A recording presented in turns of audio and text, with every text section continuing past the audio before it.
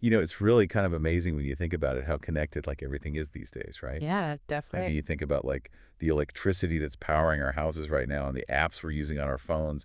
It's all like part of this giant web. Yeah, it's this intricate Yeah, interconnectedness. and that's incredible in so many ways, but it also makes you realize like how many more places there are for cyber threats to like sneak in. Yeah, definitely. That's a huge part of the challenge in cybersecurity these days, right? The more connected everything becomes, the bigger that what we call the attack surface gets. Exactly. Hmm. So more connections equal more opportunities for the bad guys. Right. And that's exactly why we're here every week on Calm Coding, your weekly deep dive into the cybersecurity news that actually That's matters, right. We cut through all the noise so you don't have to. and give you the insights that hopefully actually make sense. Yeah, exactly. That's our mission every week, right? To break Mhm. down all the overwhelming cybersecurity news out there and really focus on the things that are most important for you to know. And this week, we've got a super interesting mix of stories. I mean, we're talking about vulnerabilities and breaches that affect everything from the energy grid to the personal data we share on dating apps. Yeah, it's a good reminder that cybersecurity really isn't some niche topic anymore. It affects every single one of us. It really does.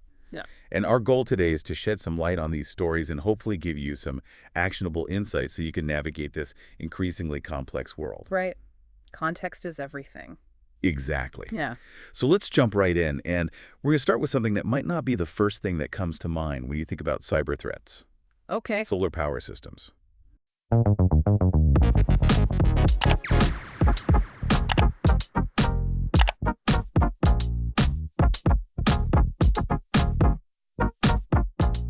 Interesting. But experts are starting to ring the alarm bells about some major security weaknesses in this really important and growing part of our energy infrastructure.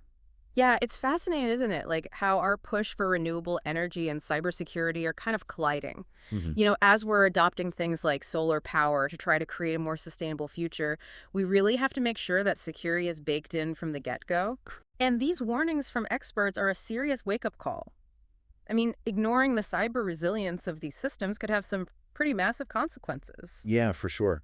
And those warnings are pretty stark. I mean, the researchers at Forescout Vidir Labs just uncovered a whopping 46 new vulnerabilities in solar inverters from three of the biggest manufacturers out there: Sungrow, Growatt, and SMA. And these aren't small players. They're major parts of the global solar energy landscape. Right. And what's particularly concerning here isn't just the sheer number of vulnerabilities, but the severity of them. I mean, Forescout's previous research showed that something like 80% of the vulnerabilities they found in these systems were rated as high or critical. Wow. And some even got the highest possible score on the CVSS scale. And remind us again what the CVSS score means. Yeah, so the CVSS score, it's basically a standardized way to measure how bad a security flaw is. And the higher the number, the more dangerous the vulnerability. So Gotcha. we're not talking about minor glitches here. Definitely not. And this isn't just a one-off thing either. No. Over the past 3 years, they've found an average of about 10 new vulnerabilities each year, with almost a third of those scoring a 9.8, or a perfect 10 on that severity scale. Yeah, that paints a pretty clear picture of systems that are riddled with potential security holes. Yeah, it's a little scary. So how are these attackers getting in? Like, what are the main weak points they're exploiting in these solar power systems? Well, the researchers found a few key areas that are particularly vulnerable. Weak authentication is a big one. That basically means it's way too easy for unauthorized people or systems to gain access. It's like having a really flimsy lock on a safe that's full of valuables. Right, makes sense. Outdated firmware is another common problem.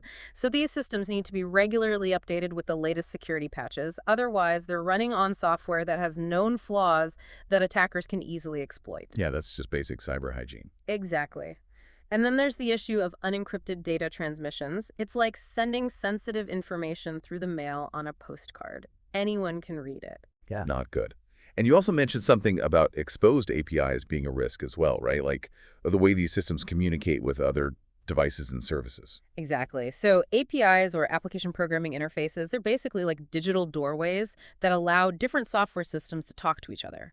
But if these APIs aren't properly secured, attackers can use them to do all sorts of nasty things. Like they can enumerate user accounts, which basically means they can get a list of all the registered users, Oh, wow. or they can even reset login credentials remotely. So imagine someone being able to change your solar system password without you even knowing about it. Yeah, That's not a good thought. Hmm. And I think they also found some issues with things like insecure object references and cross-site scripting vulnerabilities, or XSS. Right, Can you yeah. break those down for us, non-techie folks? What does those actually mean in plain English? Sure. So an insecure object reference, it's kind of like having a key that's supposed to only unlock your personal files, but it accidentally unlocks someone else's as well. Okay, I get it. And cross-site scripting or XSS, it's like a hacker finding a way to sneak malicious code onto a website. Hmm. And when other users visit that website, that code gets executed and can do all sorts of bad things, like stealing their information or hijacking their accounts. Gotcha. So in the context of a solar system, what could an attacker actually do if they exploited these vulnerabilities? Like, what are the real-world consequences we're talking about here?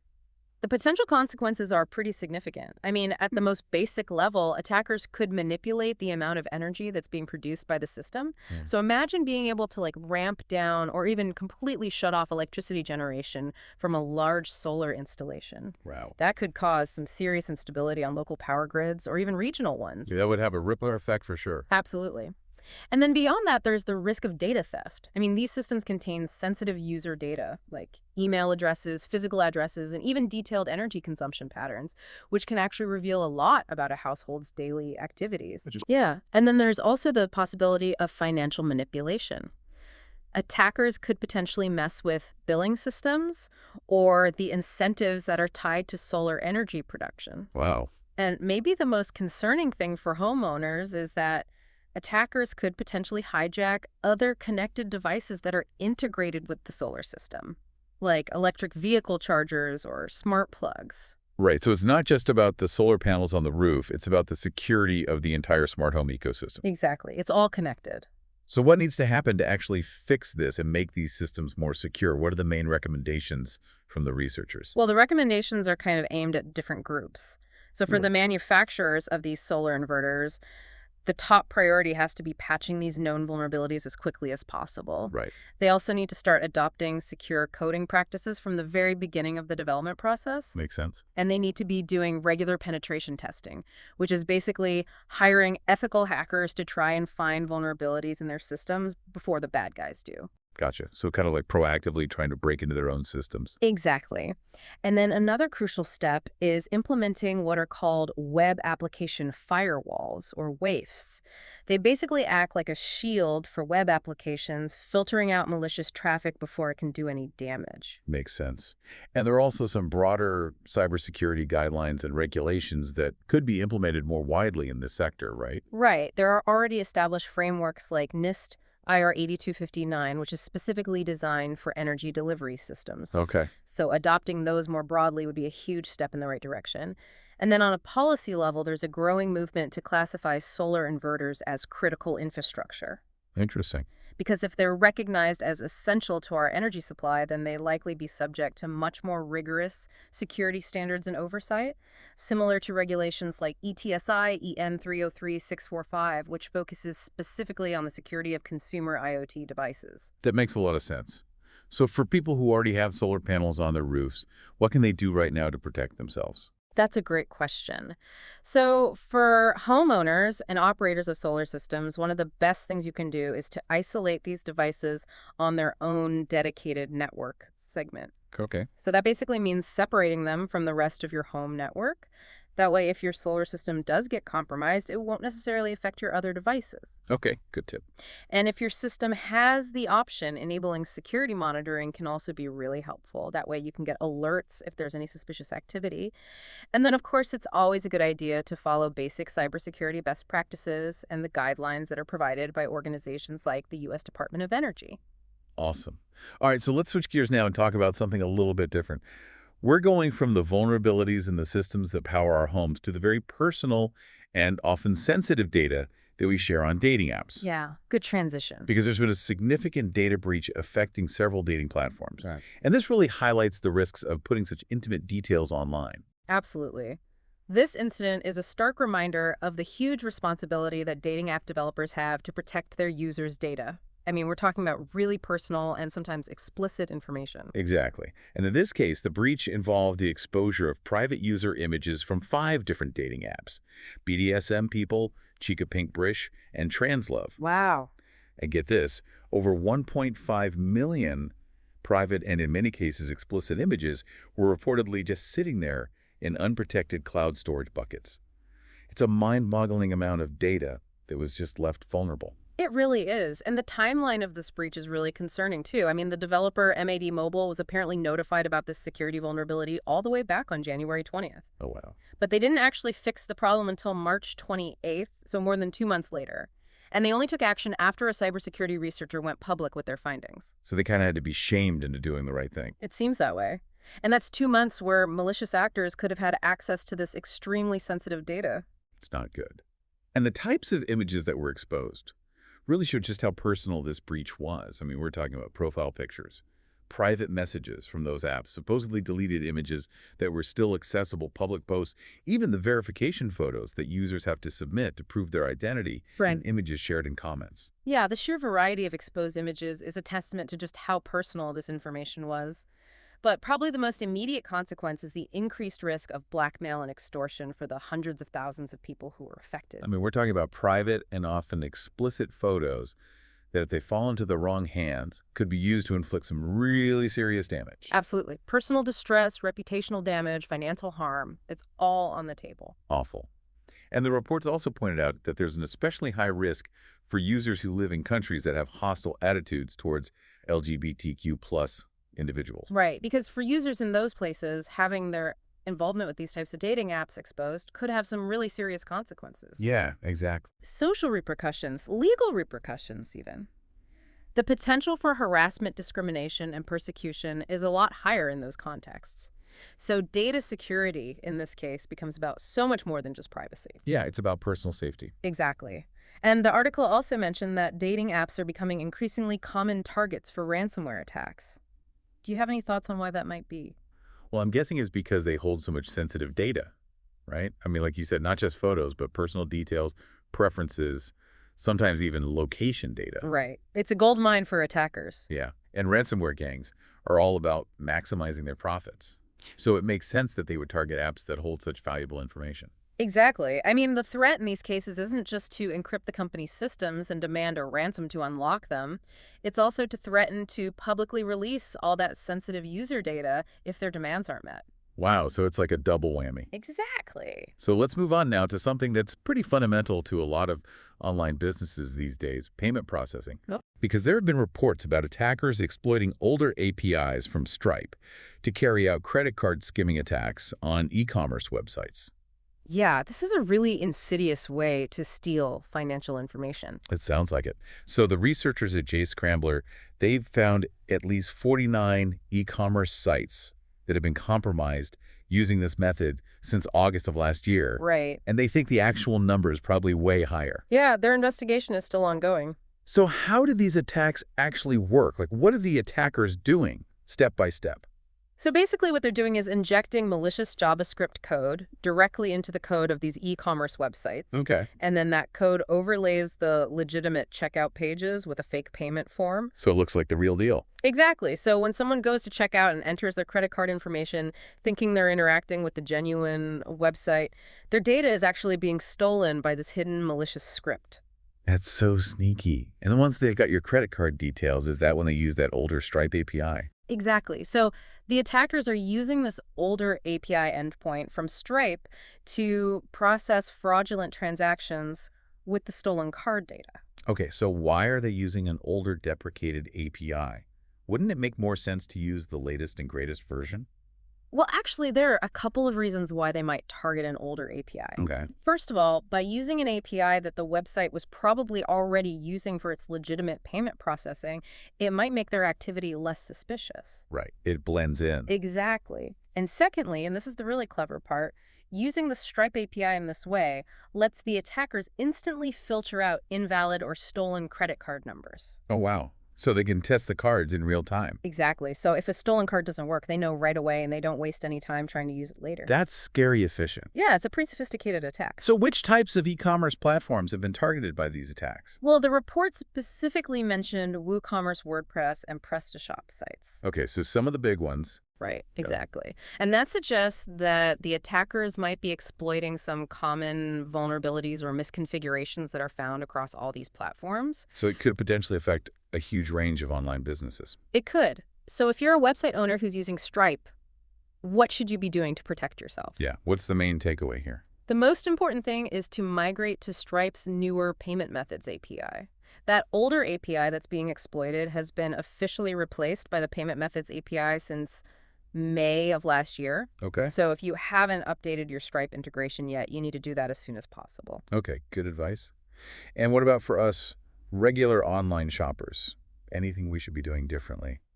I mean, the general advice is always to be extra careful during the checkout process. Okay. Be wary of any weird behavior on payment pages, like unexpected requests for information or error messages. And always double check that the website security certificate is valid before you enter any of your payment details. Makes sense. Okay. So let's turn our attention now to a potential data breach in the healthcare sector. Yeah. This one involves Oracle Health, and there are reports that it could be a major incident involving sensitive hospital data. Yeah, this is a developing story, and there's been some conflicting information initially. So, Oracle Health initially denied that there had been any breach, Okay. but then there were reports that they actually sent private communications to affected customers confirming that patient data had been stolen. Oh, wow. And this apparently happened after unauthorized access to legacy Cerner data migration servers sometime after January 22nd of this year. Okay, so there might have been a bit of a delay between when the breach happened and when they actually discovered it. Right. It seems like the initial compromise might have happened sometime after January 22nd, but it wasn't actually detected until February 20th. Okay, and how did the attackers get in? Well, according to the reports, they use compromised customer credentials to get access. Okay, so another example of why strong passwords and multi-factor authentication are so important. Exactly. And what's interesting about this case is that the person who's claiming responsibility for the attack, who goes by the name Andrew, they haven't been linked to any known ransomware gangs or cybercriminal groups. Interesting. So what do they want? Well, they're demanding a multi-million-dollar ransom in cryptocurrency Of course. in exchange for not selling or leaking the stolen patient data. So it's not a typical ransomware attack where they encrypt the data and demand a ransom to unlock it, but it's still a classic case of data theft and extortion. Exactly. So why are healthcare organizations such attractive targets for these types of attacks? Well, for one thing, they hold a ton of extremely sensitive data. I mean, we're talking about detailed medical records, personal information, financial details, all that kind of stuff. And this type of data is incredibly valuable on the dark web. Right. And at the same time, a lot of healthcare organizations operate on pretty tight cybersecurity budgets, especially compared to other sectors. Okay, so they might be seen as easier targets. Exactly. And for individuals whose data gets exposed in a healthcare breach, the consequences can be really serious. Yeah, for sure. I mean, identity theft, financial fraud, all kinds of things. Exactly. And recognizing that risk, Oracle Health has reportedly offered to provide credit monitoring services to the people who are affected by this breach, which is a good step. It is, but it doesn't erase the damage that's been done. True. Okay, so let's talk about another potential breach. This one involves Sam's Club. And there's an ongoing investigation following claims of a ransomware attack by the C10P gang. Yeah, this is another worrying development that really highlights how prevalent ransomware attacks still are. And the C10P gang, they're not messing around.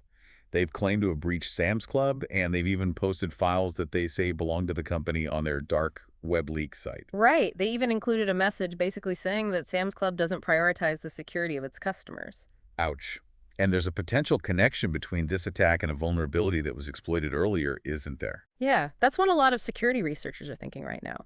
So this ransomware incident might actually be linked to the exploitation of a vulnerability in Clio file transfer software that happened late last year. Okay. And the C10T gang had claimed responsibility for a bunch of attacks that use this same vulnerability, so it all seems to be connected. So has Sam's Club confirmed that they were breached? Well, they're investigating the claims, but so far they haven't found any conclusive evidence of a security incident. Okay. But they are taking it seriously, and they're doing a thorough investigation to figure out what really happened. Good. And what could the impact be if Sam's Club was actually breached? Well, it could be pretty significant. Sam's Club has a massive customer base and a huge workforce.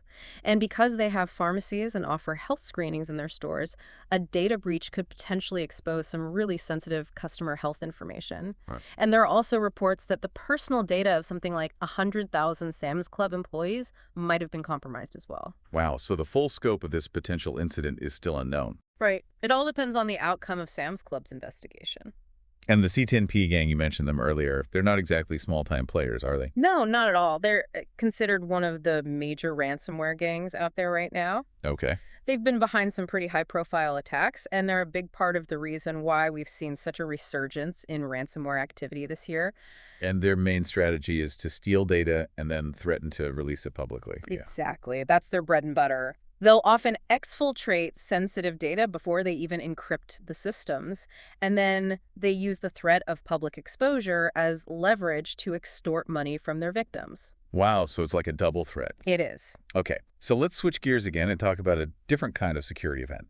This one involves a company that's actually in the business of cybersecurity checkpoint. Oh, wow. That's interesting. And there's a claim that they've been breached, which is a little ironic to say the least. Yeah. It definitely raises some eyebrows in the cybersecurity community.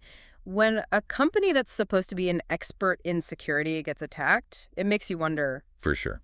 So a hacker is claiming to be selling a highly sensitive data set that they say came from Checkpoint systems. Right. And how has Checkpoint responded to these claims? Well, they've basically tried to downplay the whole thing. Really? Yeah. They've admitted that there was an incident, but they're saying it was an old breach that had already been disclosed. And they're insisting that it only affected a partner portal and that no customer systems or their core security architecture were compromised. So they're trying to reassure everyone that it wasn't a big deal. Exactly. But are other security experts buying it? Well, not everyone's convinced. Alon Gal, who's the CTO of Hudson Rock, he's a well-known security researcher, and he's publicly said that he thinks there's a high certainty that Checkpoint was actually hit with a much more serious breach. Yeah. He thinks an attacker might have gotten access to an administrator account with a lot of privileges inside Checkpoint's systems. Wow, that would be bad. It would, and it just goes to show that even companies that are dedicated to security can still be targets. Yeah, and it also highlights the importance of transparency in the cybersecurity industry. Absolutely, because when there's this kind of discrepancy between what a company is saying and what independent researchers are saying, it erodes trust. Yeah, for sure. Mm. So what's the takeaway for our listeners in this situation? I think the main takeaway is that you always have to be vigilant. You can't just blindly trust any company, even if they're a security vendor. Right, always do your own research. Exactly, and get your information from multiple sources. Okay, so let's move on to a development that could have some pretty big implications for online privacy and security in Europe. The European Commission has just unveiled a new internal security strategy called Protect EU. Okay. And it includes a roadmap for giving law enforcement agencies access to encrypted data in certain situations. Interesting. So it sounds like they're reopening the whole debate about encryption backdoors. They are, and this has always been a really controversial topic. It has, because there are strong arguments on both sides. Right. So what exactly is the European Commission proposing?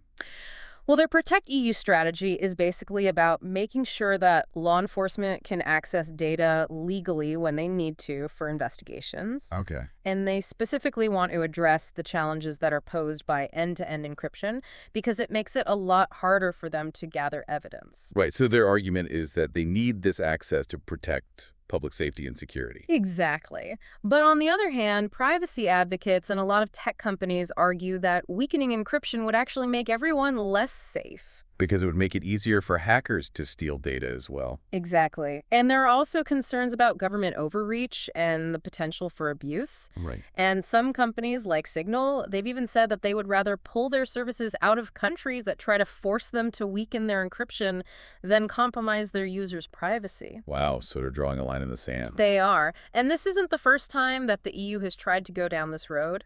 Yeah.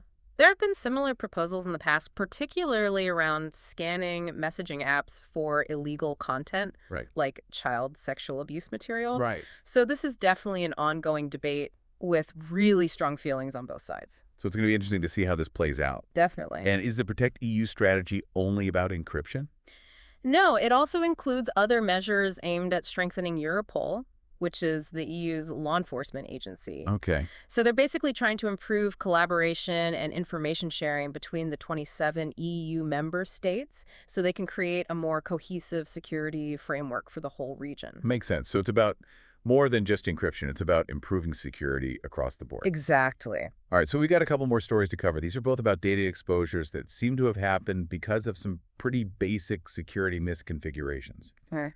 The first one involves API-Sec, which is a company that actually provides API security testing services. Oh, wow. So they're supposed to be the expert. Exactly. Yeah. And there's a certain irony to the fact that they ended up accidentally exposing sensitive customer data themselves. Definitely a bit embarrassing.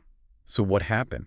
Well, it turns out that APISec had an internet-connected database that wasn't protected by any password or authentication. So anyone could just access it. Pretty much. And cybersecurity researchers from UpGuard, they discovered this database, and they found a bunch of sensitive customer data just sitting there out in the open. APISec has since confirmed that the incident happened. And how long was this database exposed? It was reportedly left unprotected for several days. Not good. And what kind of information was in it? Well, it had data going all the way back to 2018. And it included names, email addresses of employees at APISec's customer organizations, and it also had details about their customers' API security posture. Like what kind of details? Things like whether or not two-factor authentication was enabled for their systems. Oh, wow. So pretty sensitive stuff. Very sensitive stuff, and this kind of information could be really valuable to hackers who are looking to target these organizations. Yeah, for sure. So how did APISec respond when they were told about this? Well, initially they tried to downplay the whole thing. Really? Yeah, they claimed that the exposed data was just test data. Oh, come on. But UpGuard presented them with evidence that proved that it was real customer data. So they had to come clean. They did, and they reportedly notified the affected customers. Okay. But they haven't actually disclosed how many people were impacted or shared the breach notification letter that they sent to their customers. So they're not being totally transparent. Not really. And this whole incident just goes to show how common these types of data exposures are. Yeah, it's like a recurring theme. It is. And it all comes down to basic security hygiene. I mean, you have to properly secure your databases and configure your access controls, especially when you're using cloud services. Yeah, because even though the cloud provider manages the underlying infrastructure, it's still the customer's responsibility to protect the data that's stored there. Exactly. Shared responsibility is key. All right, so last story for today. This one involves a security flaw that was found in an API that's used by Verizon's call filter app. Okay. And this flaw could have allowed unauthorized users to see the incoming call logs of other Verizon customers. Wow, that's a pretty serious privacy risk. It is. So how was this vulnerability discovered? It was found by a security researcher named Evan Connolly back in February. And the problem was in the API endpoint that the call filter app uses to retrieve a user's call history. Okay. So because of a misconfiguration in the API's authentication system, it didn't properly check the user's phone number when it was processing requests for call logs. So basically anyone who knew how this API worked could have potentially looked up the call logs of any Verizon customer. That's the gist of it.